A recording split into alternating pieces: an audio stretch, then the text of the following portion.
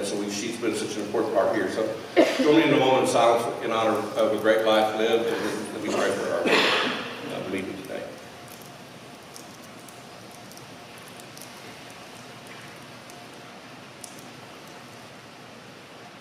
Father, we do thank you for this day, for the opportunity we have as Rotarians together. We can gather together and be about the business of this community. Father, we ask that you would just continue to bless these efforts, bless this meal today that we've had that's been served to us that was so great. And Father, we do ask for just the blessing for the family of Dolly, and we just honor her great legacy that she's left. And Father, I'm confident that she's wrapped in your arms at this very moment, and we give praise for that. So we thank you for the privilege that we have to serve this community, and we ask a special blessing on this meeting. And all things we pray in Jesus' name. Amen.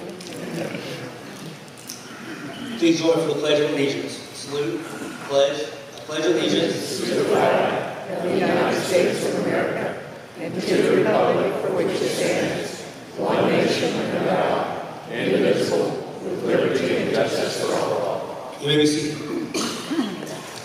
All right, now our Sergeant at Arms today is Susie Bax.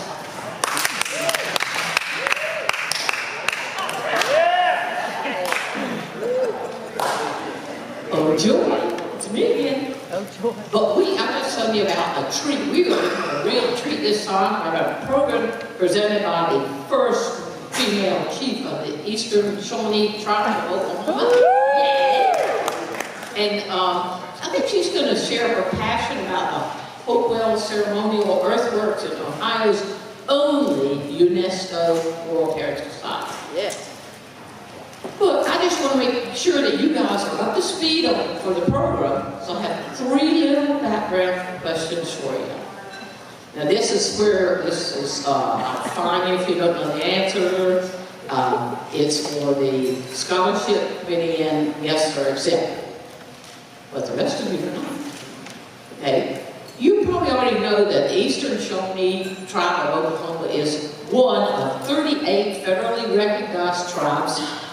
And Oklahoma has the 3rd largest number of tribes of any state. Well, that's a bonus question.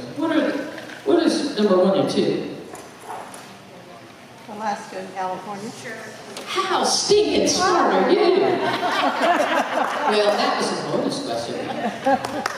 Okay.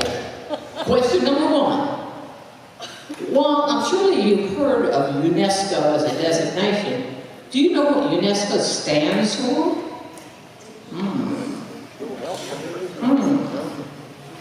Yeah, okay, let's talk about that. Get out your talk. United Nations Educational, Scientific, and Cultural Organization. Now, the UNESCO World Heritage Sites represent places of outstanding universal value, globally significant cultural and natural landmarks. The World Heritage Sites are legally protected zones intended to preserve culture and natural heritage for future generations. Pretty good. Okay, just to understand the global aspect of the designation, I would ask you, how many nations have UNESCO World Heritage Sites? How many? When you get to 170 countries, you can stop.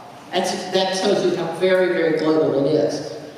But you know, we're in the U.S., so just to understand how special this designation is, I would ask you, how many UNESCO World Heritage Sites are in the United States?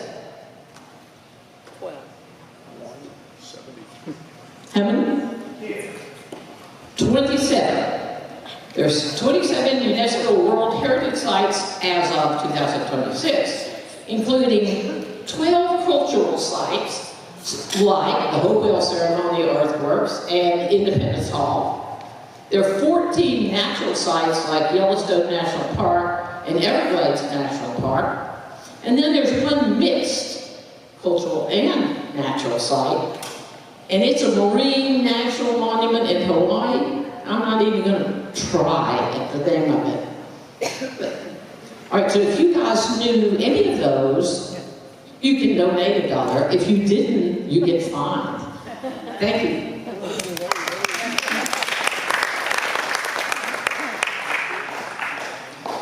All right, our Rotarian of the day is Nicole Reynolds, and she is here. And I'm not letting her wait her time. She has important announcements. Well, thank you, everyone. I'm so excited to be the Rotarian of the Day. It's kind of an honor. This is a wonderful club. I highly enjoy it. This has been a great experience for me since I moved to Grove. The group of Rotarians that I serve with are just amazing. You all make this one of the best communities to live in Oklahoma, and I appreciate that. That being said, now I'm going to put my Harbor Village hat on, where I come from. So we are at the back of the room today. We're signing up volunteers for Pioneer Days, which would be September 24th through 26th. The 24th and 25th are education days, and we have roughly 700 students a day already signed up for those 2 days. So we're excited to see that. We should end up with about 950 kids that day. So it's exciting. I love it. We get to share our pioneer skills, and you know, it's one of those things these kids get to enjoy a hands-on experience and get out of the classroom and really get to touch and serve. We just recently received a grant from the Disabilities Council of Oklahoma for a calming room with the neurodivergency inclusion. And so that is really exciting to us. We'll be the very first museum in Oklahoma to have one of these rooms. So that is a coup for every whole community to have. So it's really exciting. We will have that open for a soft launch on our sensory night for Christmas at San Jose Mountain Village. So if you have kids or adults that have sensory needs, we're going to have a room especially for them to come in and enjoy their time. All right, well, I thank you for being a part of my life here at Grove. Thank you.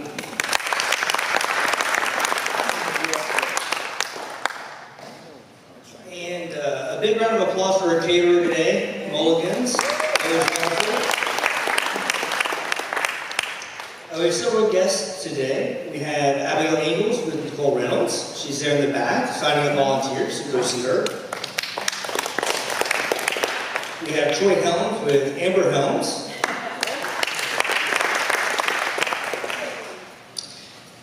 Karen, is it Dennett or Bennett? Dennett, all right, Karen Dennett with Side Helper. And Kenneth Scribner with Suzanne Knott. Kent and Melissa. Kent and Melissa. Mary Cock with Berwin Cock.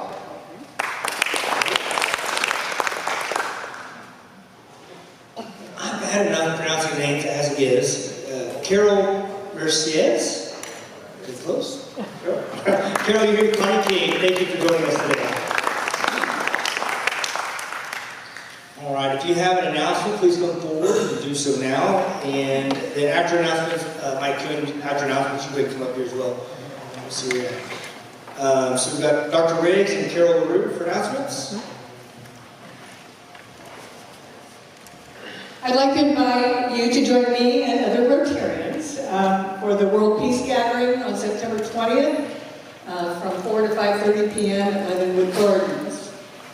It is in alignment with the International Day of Peace and certainly supports what Rotary is all about in terms of promoting world peace.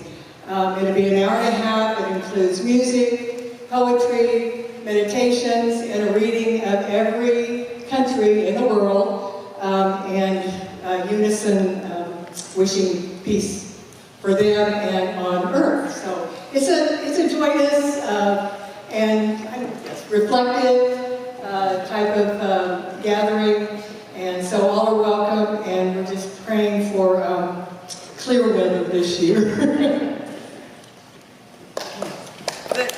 Shawnee, feel free to share these, take this. If you don't want it, share it with anybody or an organization that might. Now this next announcement is very important. I need all of y'all's attention. Oh, for I this. know. You know what's coming. This is the last day to sign up for the fantasy football leagues. We were going to have 2 or 3 leagues. We've got 24 people already signed up. Next week at 5:30, we're going to have supper at the McNaught home residence. And as you know, they throw a phenomenal party. And it's going to be a great night. 7-course meal, Pacific pizza, and a 6-pack. And all the governor's rules are suspended for the next 2 hours. So if you'd like to play, we have room for more. Just let me know before the day's out. For those of you who have signed up, you can expect an email from me before the day is out, pointing out which team you're assigned to and what you need to do next.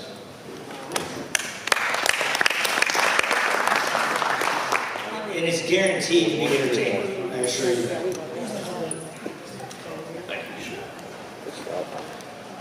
Robert, thank you for the moment of silence for Dolly. This is awesome. So Dolly Parton was born on January 19th of 1946. Thank you. And as everybody knows, passed away yesterday at the age of 80. I don't know, it doesn't seem possible to me to think that she'd been performing for over 67 years. For example, she performed for the first time at the Grand Ole Opry at the age of 13. So we've been listening to that voice for over 67 years. Well, some of you know have been not pretty close. So. As we know, she was much more than a singer or performer. Her philanthropy is just phenomenal. And it just proved her love for children and human beings. In 1995, Dolly Parton started mailing books to the children in her own county to inspire children to read more. This was dedicated, inspired by, etc., to her father, who did not know how to read or write either one. And we have that idea of spreading the books to children here as well through the Dolly Parton Imagination Library. Excuse me. Our community has, we signed on to the Dolly Parton Imagination Library in 2022. We currently have 1,341 children enrolled in the book program in Delaware County. We have so far to date, from what I can tell, you can't get information off their website today. It's pretty flooded with everything, so it takes a while to get information. We have distributed over 42,000 books to children in Delaware County.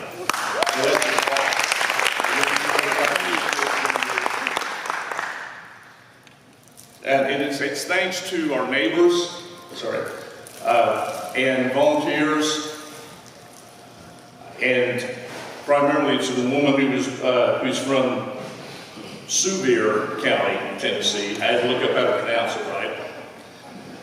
And we just wanted to, if you'll get put that up, Jim.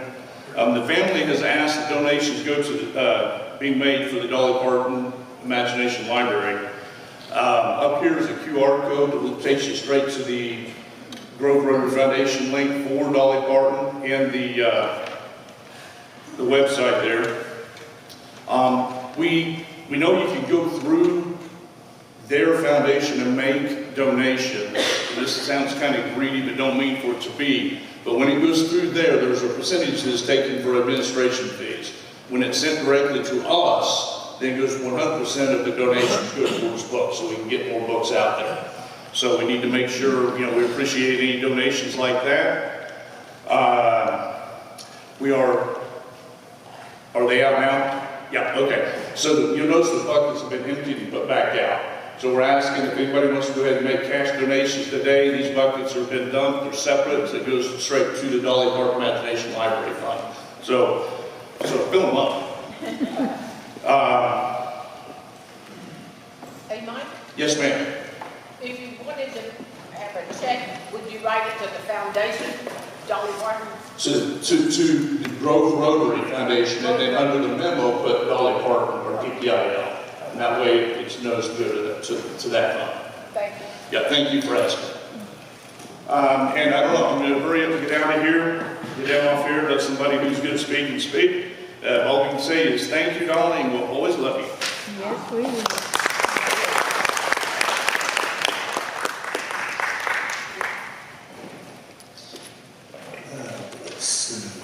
Well, the person that's good at speaking is not me, but that would be Judy Buchanan, who is going to come up here and introduce an even better speaker, Vince. with our guest today.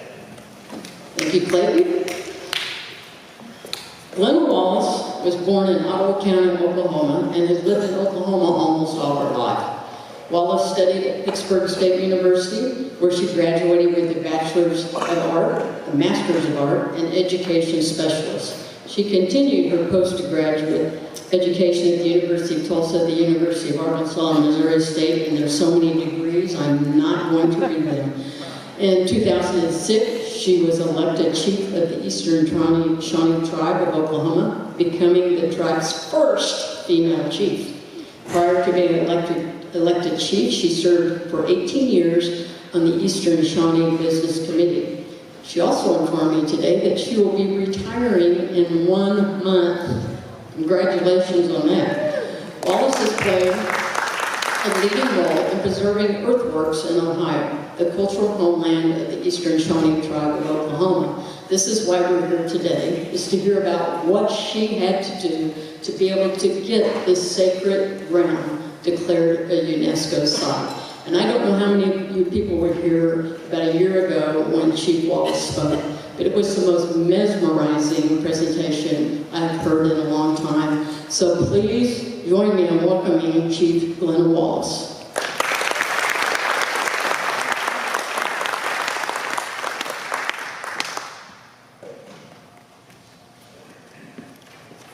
Thank you. You don't know what a challenge you have given me today and what you're in for, because for 38.5 years, I was a college professor and an administrator at Crowder College in Neosho, Missouri. And for 38.5 years, I taught classes, and each class was 1 hour and 15 minutes in length. So when you're accustomed to speaking 1 hour and 15 minutes in length for almost 40 years, and then I'm told I should do this in 25 minutes and cover 2,000 years of history, wow! So we're in fast mode, and you had best be prepared. In 2023, I had the honor of representing not just my tribe, not just all of the Native American tribes, but the entire United States in Saudi Arabia.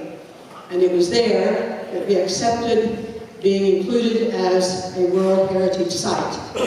World Heritage does indeed mean that, World Heritage, not just the United States. It began in the United States as, at that time, 1,199 sites that have been declared World Heritage.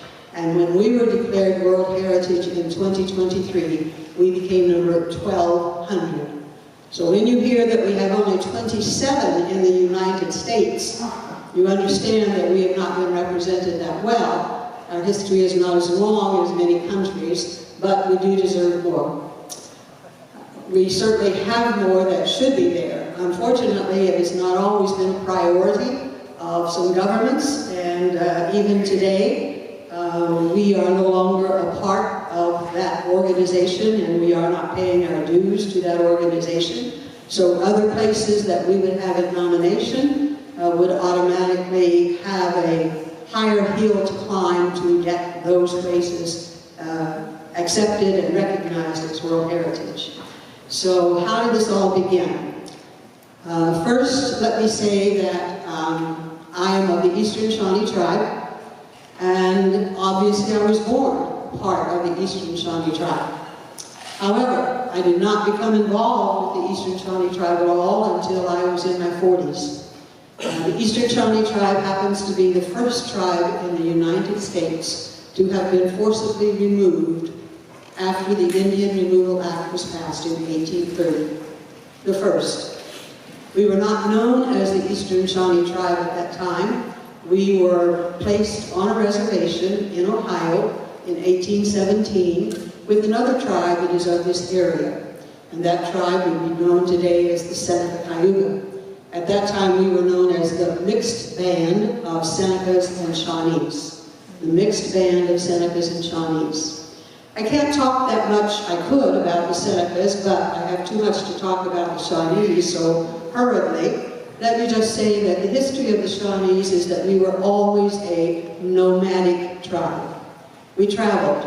There were so many of us, we were one of the largest tribes that happened to be there in Ohio, and we were consequently We were known as hunters, warriors, and gatherers. The hunters and the warriors would be the men, the gatherers would be the women. The hunters and gatherers, there were so many of us that we couldn't all stay in one place in the wintertime because, as hunters, we would have depleted all of the animal life there. And so it was quite common for us to wander and travel to different places. We can document having lived in 27 different states in the United States. We ended up in Ohio in about, we were there in the 1640s. We warred with other Indian tribes, the Iroquois. We left there, we returned in the 1700s. And so we were there from the 1700s until we were removed with that Indian Removal Act of 1830. We signed treaty in 1831, and then the removal occurred in 1832. It was thought that the removal would start in June, and so the people there, my ancestors, they prepared for leaving in June, which meant they didn't plant as many crops because they weren't going to be there. They reduced whatever ownings they had and prepared to walk, and walk they did. However, that journey did not begin until September. So by the time September occurred, most of the food had been eaten, preparations, money had been spent, and it was the first time that the United States had done this, and so they had experience in what it was going to cost. They set a budget of $20 per head. Our people walked September, October, November, and December. Arriving here in December. You know what our weather was like in December. How many crops are you going to go out and pick in December? How many crops are you going to plant in December?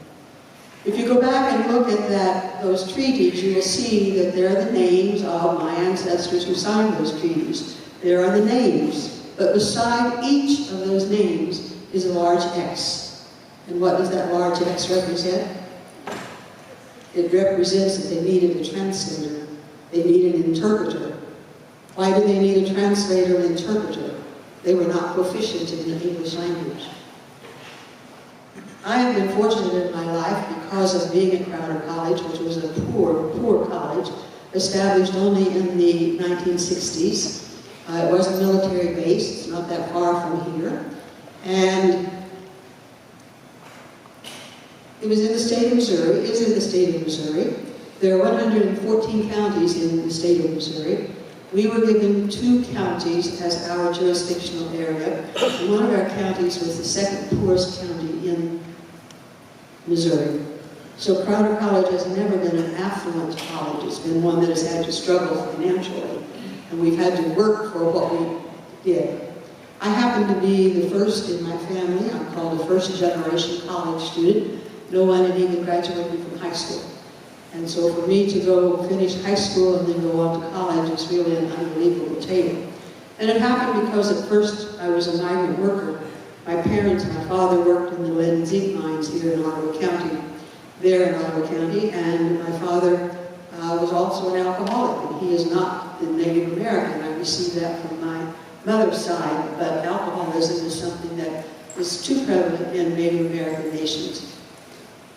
He knew that he stayed here, he was never going to get away from that because of the friends that he had, and so he took a mining settlement. And we left when I was 9 years of age, and went to Oregon and California, and we became migrant workers for 3 years. Those 3 years were beneficial to me because I was too young and too dumb to know anything. Everything was a new experience, and so I happened to be born with good, intelligent genes, and went to school at I don't know how many different places. We were taught when we were there that we had a responsibility to the family, that we were as much responsible for finances as my mother and father. So every single day of my life, I was given a task whenever I woke up. I was told what I was to pick and how much I was to produce that day. I was to pick 50 quarts of strawberries at 5 cents a quart. That's what I had to do. Every single day, I had a goal in front of me, and every single day I wanted to accomplish that goal. My father went to the 8th grade, my mother went to the 10th grade, but they were smart enough to know about incentives. And so they indicated if you reach the goal and you go over the goal, whatever the overreach is, you get to keep.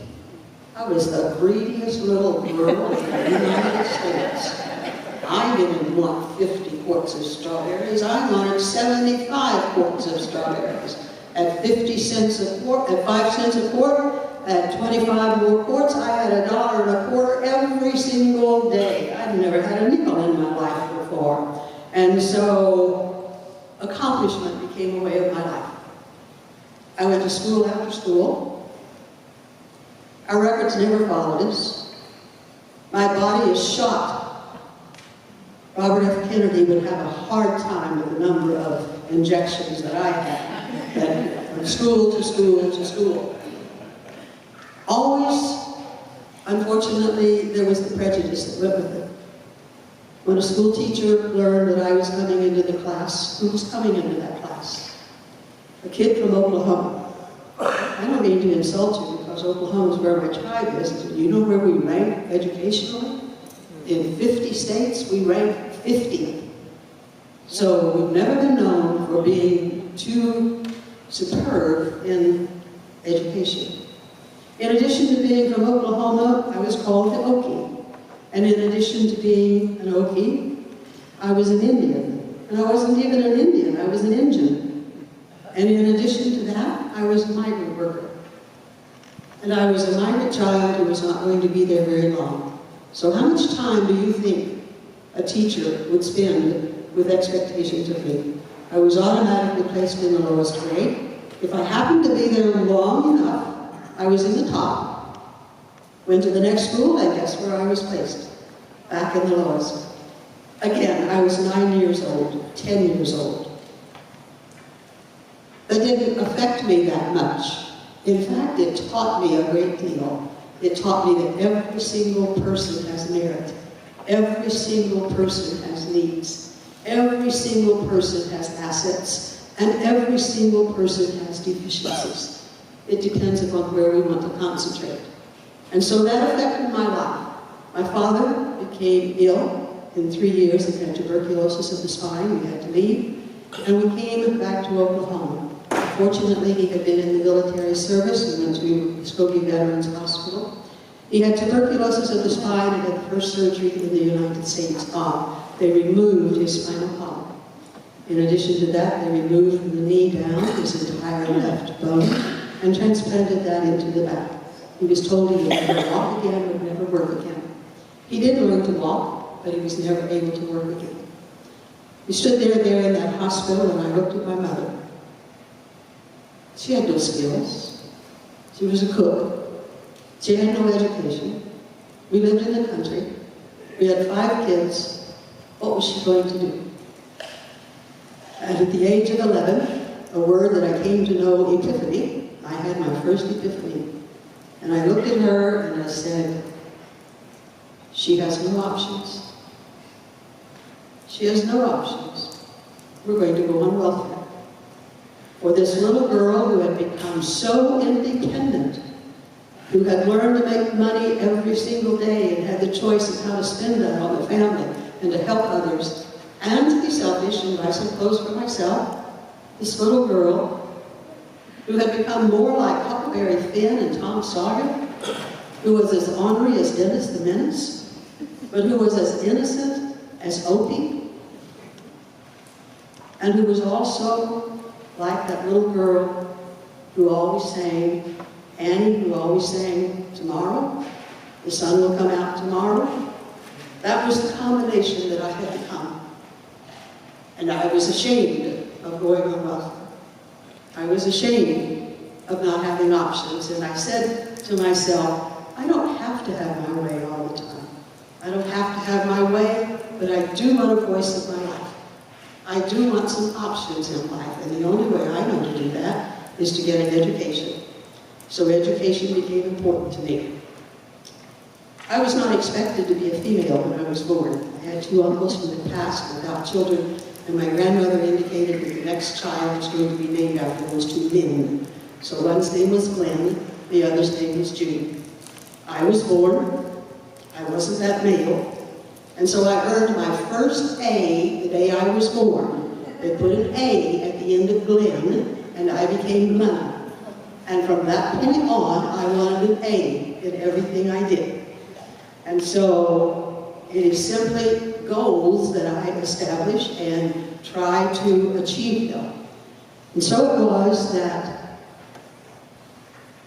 there at Crowder College, big, brand new, there were deficiencies. There were programs that we didn't have. And I was just that type of person that was my 51st quart of strawberries or 52nd quart or 53rd or whatever. I can do that. I can help that. We didn't have.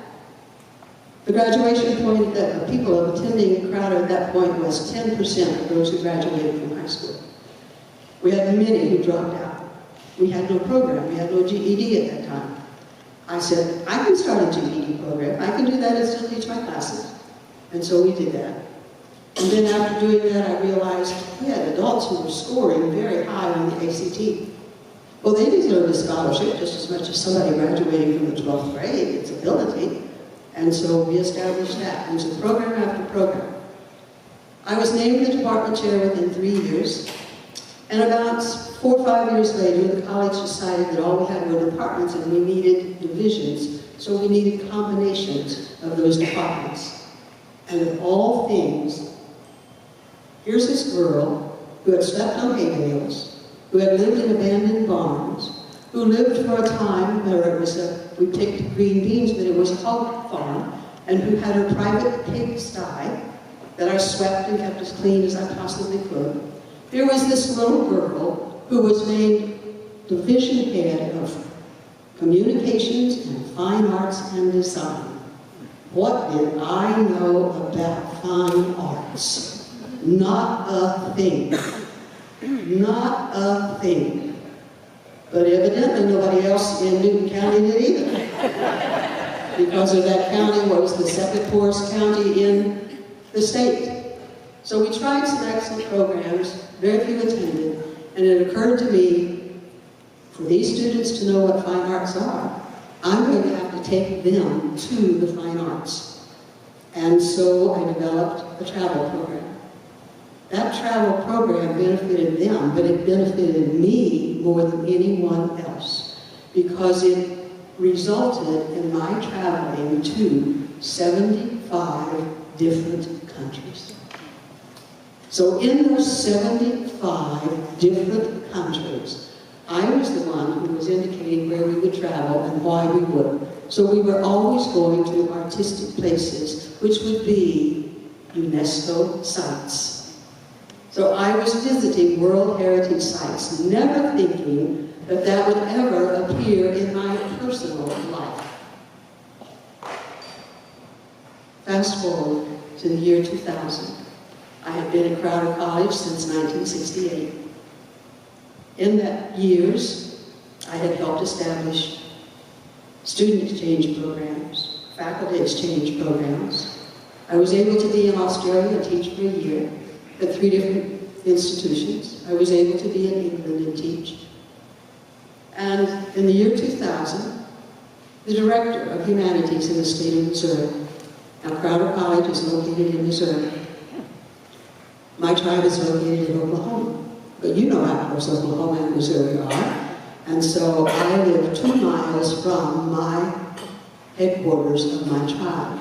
But my tribe is in Oklahoma and I live in Missouri. We have the head of humanities in Missouri come to Crowder College because my college president happened to be on the board of humanities there. And that gentleman came saying, it's year 2000, and in 2003 something extremely important is going to happen in Missouri. We're going to have the bicentennial of the Lewis and Clark expedition. And the Lewis and Clark expedition began in Missouri. And I happen to believe that Native Americans have received the shortchange throughout United States history and throughout the Lewis and Clark expedition. It will start here. We will be featured the entire time. I want Native American people to present programs. And I have been told that you are the one who should do that. And I looked at him And he was expecting a yes. And I said, no, I cannot do that. And he did not understand. And I said, don't ask me why, but you don't frighten me of me standing up here. I'm not afraid to speak, but I have to know something to speak about it. And I don't know about my own tribe, because you see, we were the first to be removed. We got down to only 60-some people. We arrived here, no money, not able to speak the language, starving, very little direction. And when you're starving and you have no money and you can't speak the language, you aren't having minutes, you aren't having meetings, you aren't recording your history. No one knows the history of the Eastern Shawnee tribe. That's on my bucket list. When I retire, that's what I'm going to do. I continued with those excuses for a few minutes. He looked up on the wall, saw the degrees, saw some honors that had been accorded me, and he said, "This is 2000, Mrs. Wallace. These programs do not begin until 2003. You have 3 years to prepare. Now what do you have to say?" And I looked and said, "I guess I don't have anything to say. I will study." And so for 3 years I studied, and I researched, and I researched. When you research the Shawnee tribe, you are researching the state of Ohio. And so it was that in that 3 years, and in the next 3 years when I gave programs and presentations, I relied upon an author by the name of John Sugden, who was an English author. And he had written a biography of Tecumseh, one of the most famous Shawnee leaders that there happened to be, and of Blue Jacket, who was also a famous military leader, Shawnee. I relied upon him. He was excellent.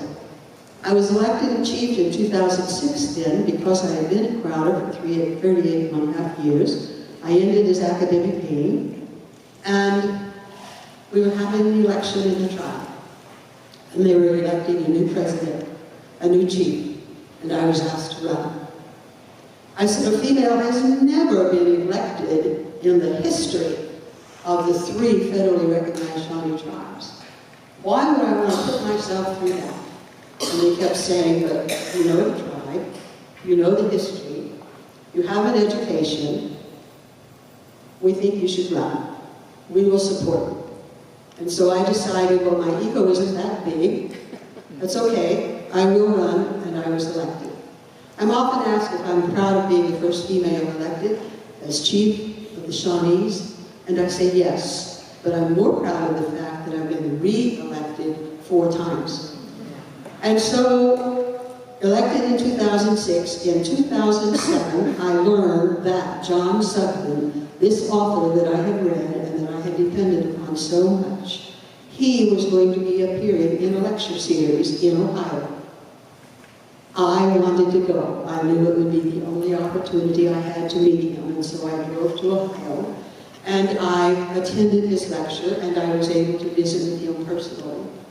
What I did not know was that 2 years before, a group had been organized there in Ohio, that there was a place called Newark Earthwork Mounds. And Newark Earthwork Mounds was basically mistreated and misunderstood and abused. They required that the public speaker go the next day to Newark Earthwork Mounds. I had done 3 years of research, 3 years of programs. I had never heard of Newark Earthwork Mounds. The only mound in every book I read, in every advertisement, in any communication with individuals from Ohio was Serpent Mound. And Newark Earthworks was not Serpent Mound. I went on that trip that day simply to be in the presence of John Sugden and to be able to talk with him again.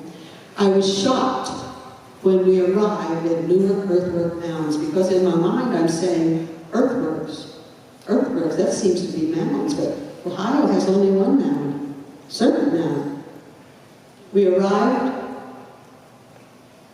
I later learned Ohio at one time had 10,000 mounds. Those 10 100,000 mounds have been reduced to under 900 today. I arrived and I got out of the bus and walked around, and I was shocked. The most beautiful sight I have ever seen in all of the UNESCO sites I have been to in the world. That includes the Great Wall of China. That includes the pyramids of Egypt. That includes Machu Picchu of Peru. That includes Stonehenge of England. I can go on and on. And there before me, mounds that I had never heard of, that I didn't know existed, and that my ancestors had been part of in building. I tried to walk to them, and I found something else even more disturbing. Mounds are to be sacred. Mounds are sacred to Native Americans. Many of them are burial mounds, but not all of them are. Many of them are celebration mounds, indicating where we have been and what was accomplished there. Many are mounds indicating our sects, S-E-C-T-S, S-E-P-T-S, and our beliefs, our culture. Many are geometric mounds. All of those are different types. And I learned that all of those mounds are expected to be sacred and considered sacred, but on this mound was a golf course. A golf course that had been there for almost 100 years. A golf course that was having a golf tournament that day. And when I tried to walk to the place where I could at least look at the mounds, I was told I wasn't welcome. I was told that they were too busy that day. They didn't have time for visitors, and I could not go to where I could see the mounds. That little 9-year-old girl who's a little persistent, I walked to the viewing platform. It was a wooden platform with steps on it. I apologize that I don't have a larger picture. I should have prepared a PowerPoint for you. But at the very edge, over here, is the wooden platform that I walked up. And I looked out, and I saw the most magnificent sight I had ever seen in my life. The Newark earthwork mounds. And I looked, and I looked, and I looked. Not one mound, but a different type of mound, not a conical mound that you usually think of. And then I saw a golf course.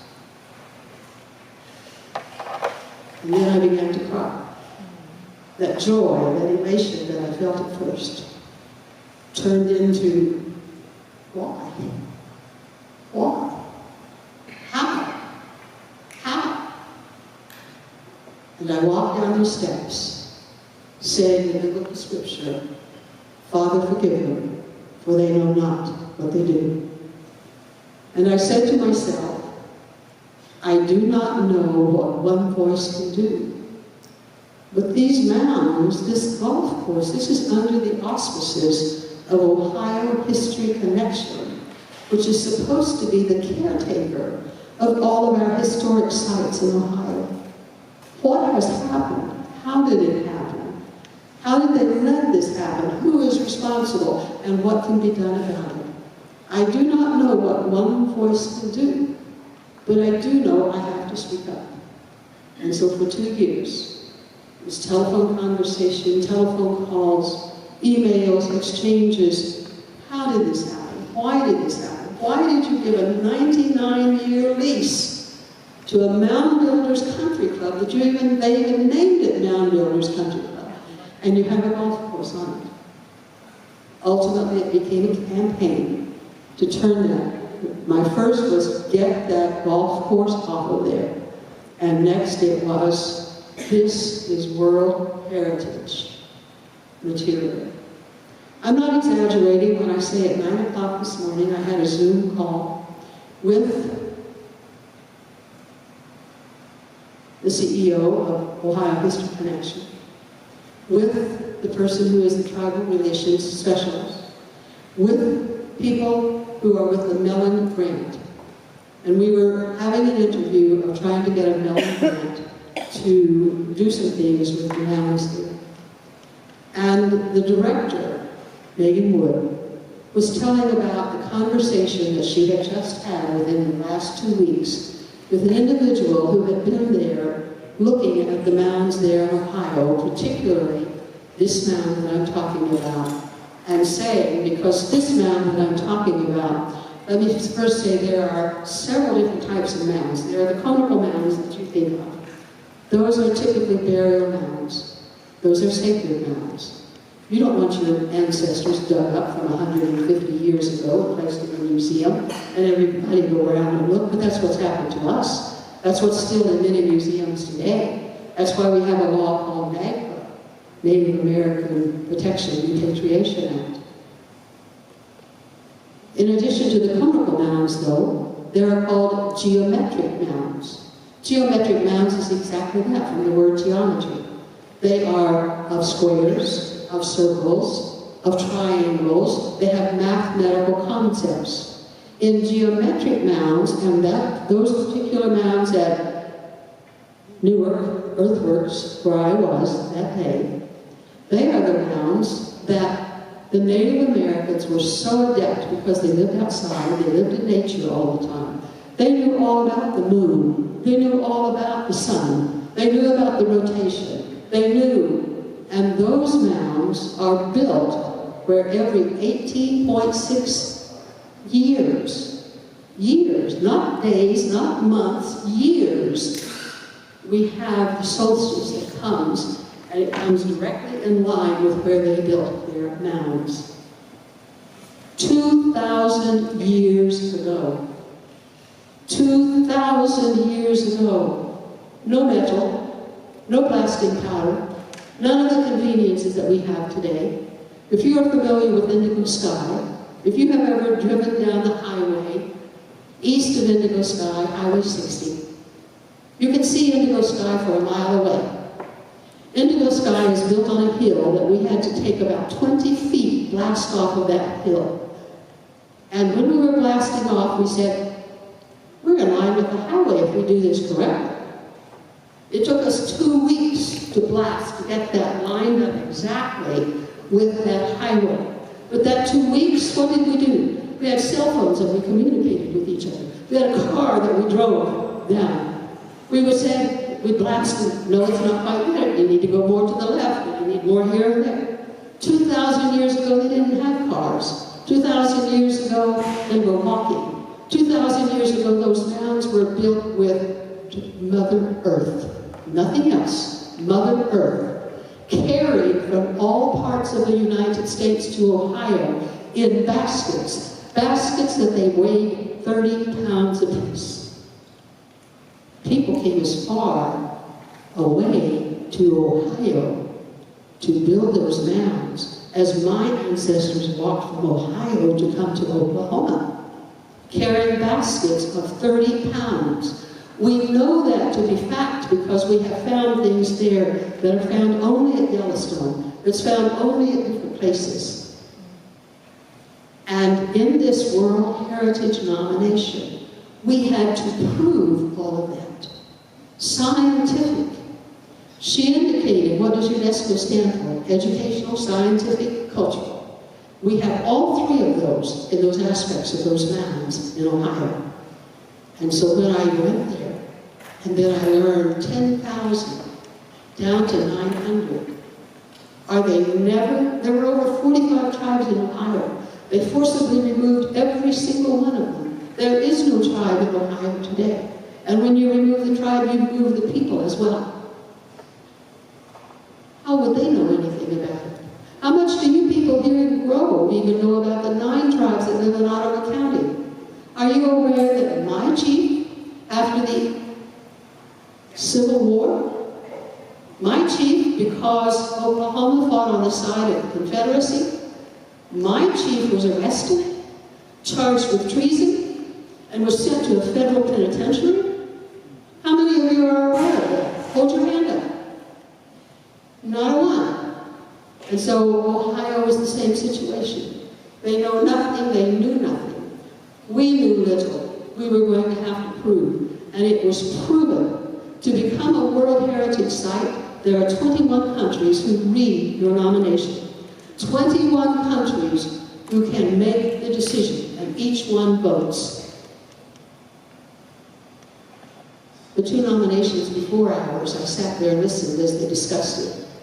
For 2.5 hours, that nomination was grilled, questioned, and then it was rejected and said, no, you don't meet the qualifications. And here I am, this little girl, this migrant, who was the first to even graduate from high school, that I'm supposed to represent the United States and be able to answer these questions. What is going to happen? And do you know what happened? That nomination was rejected in 2.5 hours. Ours was accepted and approved in 3 minutes. Everyone stood and said, this is the best nomination we have received in years and years and years. And do you know, in this Zoom call that I had this morning at 9 o'clock, there was a gentleman who had worked on the Apollo. And he's there in Ohio looking at this. And he said, this is equivalent to the Apollo going to the moon. I can't imagine that. Maybe you can. But that's what we represent. And so we have the conical mounds. We have the geometric mounds. We have the effigy mounds. Effigy mounds means built like animals. And so the most famous that I said, that is in Ohio, that if anybody knows anything, is Serpent Mound. And it's 1/4 mile long, all built of dirt, all carried in from elsewhere, all constructed. Why build something like a snake, a serpent mound? You have on your table the notice of the peace ceremony that you're going to have. You also have on there, quite coincidentally, the logo of the Eastern Shawnee tribe. If you will look at it, you see that we have 2 animals on our logo. They are the panther and the swan. We as Native Americans believe that the Creator created animals as well. And He created animals before human beings. And those animals have great positive characteristics. And if a tribe will select animal and follow those characteristics, that tribe can be great as well. My tribe has selected the panther and the swan. It may seem strange to you, but the panther is known as an animal who can take action, make decisions, carry through on those decisions, not promise and then not deliver, but have it happen. We are a tribe that we like to think we can be active. The opposite of that is the swan. And the swan is an animal that you think of as gentility, of calmness, of serenity, of peace. We try to teach our people that all of us have those characteristics within us. All of us can make decisions. All of us can be decisive. All of us can take action. But there are times that we don't need action. There are times that we need calmness. There are times that we need peace. There are times that we need tranquility. And so this mound is built in honor of the Shawnee tribe that's in Miami, Oklahoma, that the serpent is included in their plans. And so there are different reasons for mounds, and we are still in the process of trying to preserve them. I could go on and on, but thank you so very much for the opportunity to share this information.